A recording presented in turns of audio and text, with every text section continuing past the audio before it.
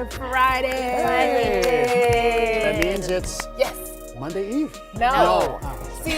See, everybody has that friend that just goes a little too far. The balloon deflating as we speak. No, we just want to celebrate today. Okay, all right. Thank you for being with us for KARE 11 News at Noon. If you're driving or if you've maybe driven through the Lino Lakes area today, you may have run into a detour as crews cleaned up after a semi crash. And I know, Cece, you've been processing that as they wrapped it up. Yes, that's right. I've got what you need to know about the tanker, what it was carrying, and a live look at the road conditions right now. But it was a mess this morning. Yes, so happy that it is better now.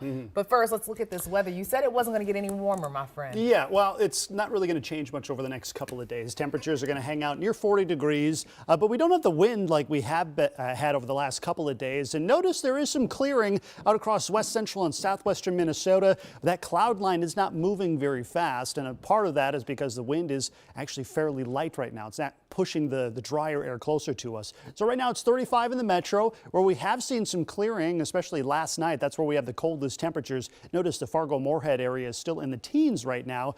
International Falls 31 degrees, Menominee with cloudy conditions still at 40. Northwest wind today about 5 to 10 miles per hour, but noticeably lighter than the last couple of days. And I think that light wind will take us into the upcoming weekend. That means the wind chill is not going to have as much of a bite to it. You can see the top number here is the air temperature. The bottom number is what it feels like outside with that wind. And you can see it feels like it's in the upper 20s to lower 30s. That'll take us through the rest of the day today. So not a whole lot of changes as we head into the weekend. Looking at mostly cloudy conditions, maybe a flurry or two, but that's about it. The first round of actual cold, arrives next week, along with several chances for light amounts of snow. We'll talk about if it's going to impact your holiday travel plans coming up. Alexis? Ben, thank you. You know, for hours, a section of highway in Lino Lakes was shut down after a semi crashed early this morning, leading to a hazardous spill. Our crews were on the scene as the cleanup began. Cece, I know it just reopened, but you know, what does it look like now? What were we dealing with? Right, yeah, I can get into that. It was the northbound lanes of 35W right near Lino Lakes. It was between the Lake Drive area and then that 35E 35 split. That was shut down for hours. If you take a look at it right now, it looks great. Traffic moving pretty freely there. But as Alexis mentioned, there was that hazardous spill. So things look good now, but let's take a look back a few hours ago. It took crews hours to clear up that spill. All of the morning commute really was impacted. The Minnesota State Patrol says the incident happened just before 4 this morning. The patrol's website says the semi was hauling fuel when it crashed, causing it to overturn and then leak that hazardous liquid. Our Michelle Beck was up at the scene for most of the morning as they cleared things out, and says that more than a dozen first responders were on scene working to secure the area and clean up that fuel spill. Thankfully, though, authorities say no one was hurt, but this week on the roads has been wild. I mean, we had the 2 fatal crashes, then there was the slick roads, then this spill. So hopefully things are better next week. Yes, we got to be careful out there. Yeah. Cece, thank you so much. And you know, at last check, police say that they're searching for a suspect who shot a woman on the Green Line light trail train last night. And investigators say that it happened at the intersection of University and Western around 9:30. Now, police say the woman and the suspect were arguing when she was shot in the leg. She was taken to the hospital and is expected to be okay. The Green Line was back in service this morning. An Albertville family is speaking out about the dangers of drunk driving after their daughter was killed in a hit and run. Earlier this month, University of Minnesota student Riley Saloom was walking home from a performance near campus when an alleged drunk driver hit and killed her. According to the complaint, Ali Abbas Samator ran a red light, hit Riley, and then drove off. He has 2 previous DWIs. Riley's father, Scott, said his daughter was in the crosswalk and had the right-of-way. You hear that a lot, that people that over and over drink and drive, they don't learn their lesson and it ends up killing somebody. And then they only can get up to 15 years in prison after killing somebody, after repeatedly drinking and driving, and that's ridiculous. I think the sentences need to be stiffer here. Riley saved the lives of 5 people by donating her organs. Her family picked up her urn and cleared out her dorm room yesterday. Well, just hours from now, some Minneapolis teachers are moving forward with a controversial seminar after Mayor Frey publicly criticized the event's speakers. A subgroup of the Minneapolis Public Schools Union called Minnesota Educators for Palestine is hosting the event. It's intended to teach educators how to teach in a, quote, time of war and genocide. But Fry and others have called for the event to be canceled. Fry accuses the guest speaker, a Palestinian rights activist, of being anti-Semitic. And the group says they're still planning to hold the event, but they've decided to change its location to keep its members safe. Okay. Yep, we got you. You're okay. Okay. 1, 2, 3. We know more today about this dramatic video showing South St. Paul police officers pulling a woman from her burning home. Because of those officers, that woman is going to be okay, thankfully. Ian Russell spoke with her son about the rescue.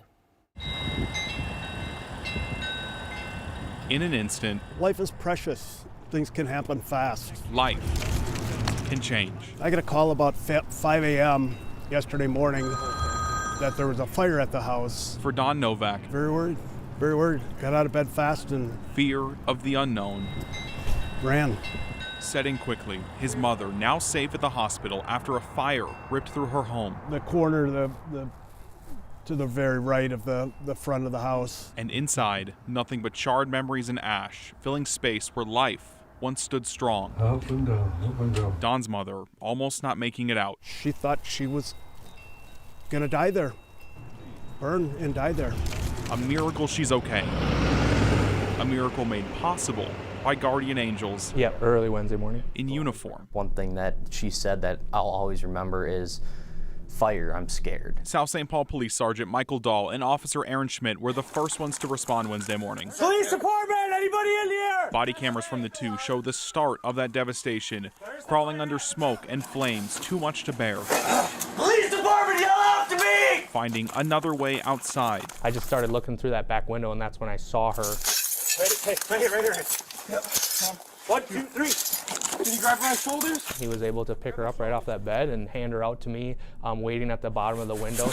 Heroes who will never admit it, It's what we kind of signed up for. It's what we're trained on. It's what we do. but Don will always Well, know don't throw them away. they are. We think of them as patrolling a neighborhood, but to get on their hands and knees and crawl into a burning home, that takes a special person. In South St. Paul, Ian Russell, KARE 11 News.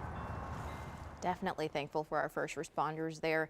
And other news this afternoon, for the second year in a row, 2 Minnesotans are headed to the White House ahead of Thanksgiving.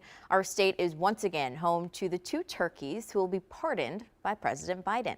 The 2 turkeys hatched in July in a flock in Northfield. This weekend, they'll head to Washington and will spend a night in a luxury hotel. Then on Monday, they'll be pardoned.